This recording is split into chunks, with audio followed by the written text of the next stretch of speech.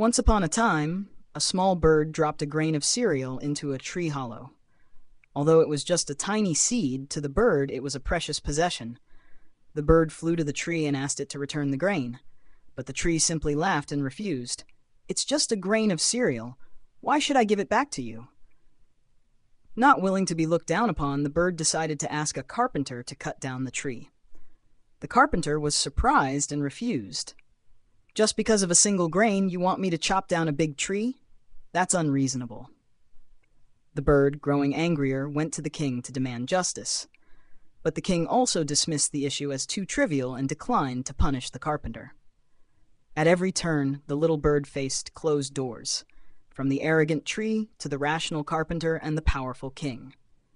It seemed that because it was so small and powerless, the bird could do nothing but accept its fate. However, the beauty of this story does not lie in the bird giving up, but in that moment when the bird began its journey of demonstrating inner strength, intelligence, and unshakable determination.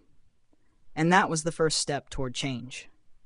Despite being rejected repeatedly, the little bird never gave up. After the king ignored its plea, it continued to seek another path. This time, instead of turning to the powerful, it approached the smallest of creatures, an ant. The bird told the ant the whole story and asked it to crawl into the elephant's trunk to cause discomfort. At first, the ant refused. It found the story trivial and unrelated to itself. But when the bird firmly warned that it could swallow the ant at any time, the frightened ant agreed to help. The ant crawled into the elephant's trunk, driving it mad.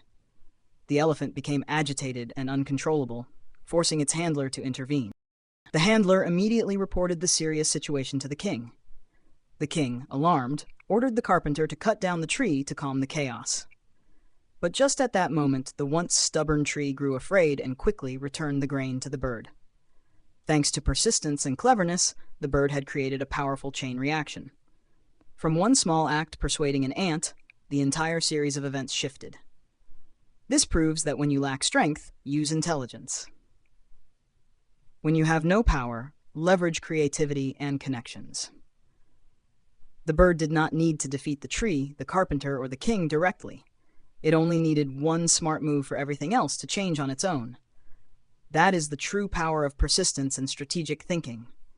In the story, the little bird had no physical strength, no power or status. It couldn't cut down a tree, command a carpenter, or override the king's decision or control an elephant.